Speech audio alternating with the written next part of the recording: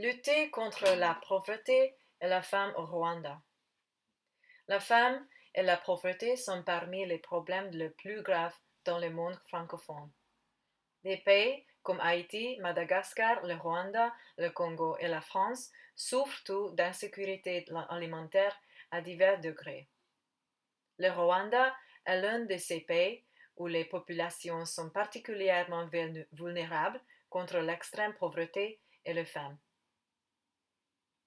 Selon le dernier rapport de l'Organisation du Programme alimentaire mondial, depuis la fin du génocide en 1994, le Rwanda a fait des progrès impressionnants dans des domaines tels que la réduction de la pauvreté, la production alimentaire et la santé publique.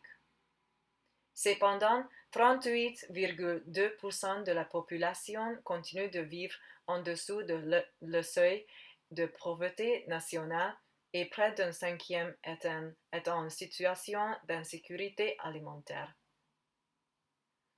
L'économie du Rwanda est largement dominée par son secteur agricole. 89% des ménages ruraux pratiquant une agriculture à petite échelle. Cependant, les conditions météorologiques extrêmes et la quantité limitée de terres propices à l'agriculture continuent de poser des risques pour la sécurité alimentaire. C'est pourquoi la pauvreté et la faim sont des problèmes nationaux au Rwanda.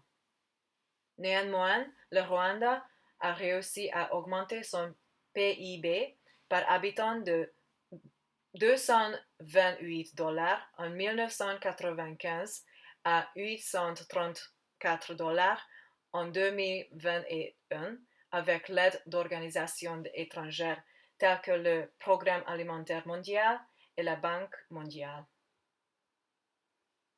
Afin de continuer à stimuler l'économie, le gouvernement rwandais a signé un programme appelé Programme détaillé pour le développement de l'agriculture africaine, aussi appelé PDDAA.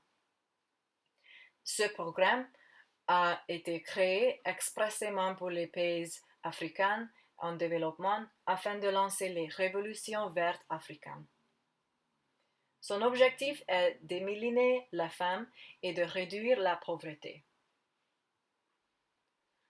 Au début, les résultats étaient positifs. Malgré tout cela, le taux de malnutrition infantile est toujours élevé à 33% en 2020. Le problème est que la loi foncière nationale que le gouvernement a introduite, le programme d'intensification des culturales, CIPP, est un système autoritaire qui a déplacé la subsistance à l'agriculture axée sur le marché. Cela signifie qu'au lieu de l'agriculture familiale de subsistance, ils ont imposé une culture axée sur le marché afin d'atteindre les objectifs imposés au niveau national. Ils ne tiennent pas compte des besoins et des opinions des personnes touchées. Les sections locales ont reçu l'ordre de se concentrer sur de nouvelles cultures prioritaires, des types de semences particuliers, plutôt que sur des cultures traditionnellement importantes. Cela signifie que le taux de productivité totale a augmenté, mais que les petits exploitants agricoles ont perdu leur autonomie et leur pouvoir de négociation est limité. Par conséquent, la faim et la pauvreté chez les habitants ont persisté parce que ce système éliminait d'autres cultures cruciales pour la sécurité alimentaire et la nutrition. De plus, le Financial Times a révélé dans une enquête que les statistiques du gouvernement rwandais sont parfois déformées et que la pauvreté augmente parfois.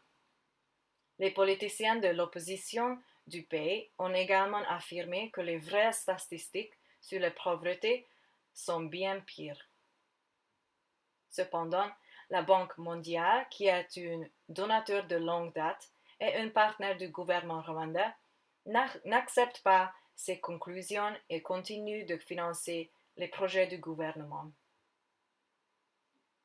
Il s'agit d'un exemple classique d'une approche orthodoxe de la pauvreté et de la femme où une institution occidentale et libérale est heureuse de travailler avec une paix en développement et d'imposer des solutions néolibérales aux habitants locaux pour qui cette approche n'est pas appropriée. À mon avis, tous les donateurs devraient avoir des études indépendantes menées pour révéler l'état réel de la pauvreté et de la femme au Rwanda.